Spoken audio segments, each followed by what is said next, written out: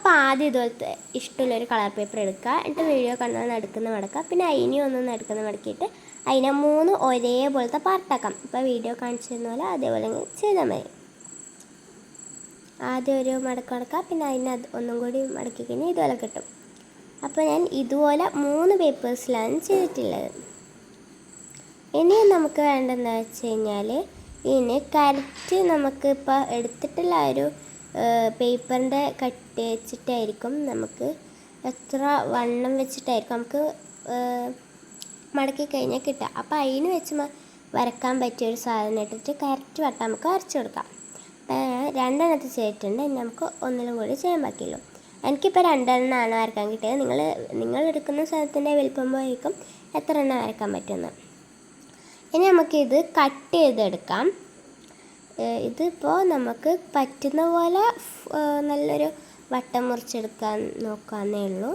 അപ്പോൾ അതേ ഞാൻ 2 എണ്ണം കംപ്ലീറ്റ് ആക്കിയിട്ടുണ്ട്. നമുക്ക് ലാസ്റ്റ് തീ ഒന്നും കൂടി കംപ്ലീറ്റ് ആക്കാം.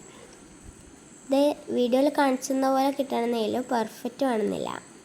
അപ്പോൾ ടോട്ടൽ നമുക്ക് ഇത്രയാണ് കിട്ടുക. ഇനി നമുക്കൊരു ഗ്ലാസ് എടുക്കാം.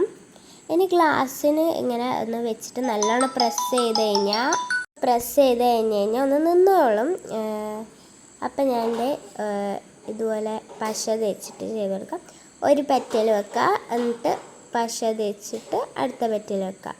പെറ്റൽ ആദ്യത്തെ ഒരു ഭാഗം ഒട്ടിച്ചെടുക്കാൻ പണിയായിരിക്കും. അപ്പം ഞാൻ ഒരു ഭാഗം കംപ്ലീറ്റ് ആക്കിയിട്ടുണ്ട്. ഇനി നമുക്ക് രണ്ടാമത്തെ ഭാഗം കംപ്ലീറ്റ് ആക്കാം. ഇത് നമുക്ക് ചെയ്യുമ്പോൾ ഈസി എന്ന് വെച്ച് കഴിഞ്ഞാൽ നടുക്കുന്ന മടക്കി വെക്കുന്നതാണ്. അതാകുമ്പോൾ പശ തേച്ച് കഴിഞ്ഞാൽ ഒട്ടിക്കാൻ ഈസി ആയിരിക്കും.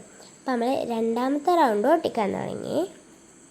പശ ഒത്തിരി ഒന്നും തേക്കണ്ട, കുറച്ച് വെച്ചാൽ മതി. അപ്പം ഇങ്ങനെയാണ് ഇപ്പോൾ കിട്ടിയിട്ടുള്ളത്. അങ്ങനെ ഞാൻ 4ാമത്തെ ലെയറും വെച്ച് തുടങ്ങി. 4ാമത്തെ ലെയർ വെക്കുമ്പോഴത്തേക്ക് തന്നെ കുറേയൊക്കെ കംപ്ലീറ്റ് ആയിട്ടുണ്ടായിരുന്നു. അപ്പം നമ്മൾ ഫൈനലിലെത്തി.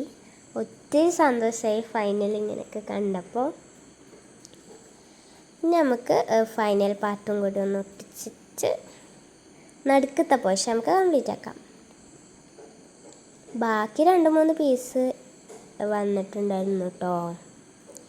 ഇനി നമുക്ക് നമ്മളെ നടുക്കത്തെ പീസിലാണ് നോക്കേണ്ടത്. നടുക്കത്തെ പീസിൽ ആദ്യം കുറച്ച് പശ വെച്ച് കൊടുക്കാം. അപ്പം ഞാൻ കുറച്ച് പശ വെച്ചിട്ടുണ്ട്. അപ്പം ഞാൻ ആദ്യം ഇങ്ങനെ ഫുള്ളായിട്ട് വെച്ചപ്പോൾ ഫുള്ളായിട്ട് കവറായിട്ടുണ്ടായിരുന്നില്ല. അപ്പം ഞാൻ വെച്ചു മടക്കിയിട്ട് ഇനി നമുക്കൊന്ന് മുറിച്ച് കൊടുക്കാം. ജസ്റ്റ് മടക്കിയിട്ട് മുറിച്ച് കൊടുത്തു. ഞാൻ മുറിച്ചപ്പോൾ ഒരു ഫ്ലവറിൻ്റെ ഷേപ്പൊക്കെയാണ് വന്നത്. അതൊന്നും കുഴപ്പമില്ല, നമുക്ക് ജസ്റ്റ് ഒട്ടിക്കാനല്ലേ. ഫ്ലവറിൻ്റെ ഷേപ്പ് തന്നെ മുറിക്കണമെന്നൊന്നുമില്ല കേട്ടോ. മുറിച്ച് വരുമ്പോൾ എന്താ ഷേപ്പ് ഇട്ടാൽ അതുപോലെയാണ്. എന്നിട്ട് അതവിടെ നന്നായിട്ട് പ്രസ് ചെയ്ത് കൊടുത്ത് അത് ഒട്ടിക്കോളും. ഇനി നമ്മളെ ഗ്ലാസ് ഒന്ന് തിരിച്ച് വെച്ചിട്ട് ഒന്ന് തിരിച്ചാൽ മതി. ദേ ഫ്ലവർ കിട്ടി. പിന്നെ ഇടയിലൊക്കെ എന്തെങ്കിലുമൊക്കെ ഫില്ല് ചെയ്യാനൊക്കെ ഉണ്ടെങ്കിൽ ഫില്ല് ചെയ്യുക. അപ്പോൾ എല്ലാവരും ട്രൈ ചെയ്ത് നോക്കണേ. ഇത് നല്ല രസമല്ലേ. അപ്പോൾ ഭയങ്കര ഈസിയാണ്. കുറച്ച് മുറിക്കാനും ഒട്ടിക്കാനൊക്കെ ക്ഷമ വേണ്ടു.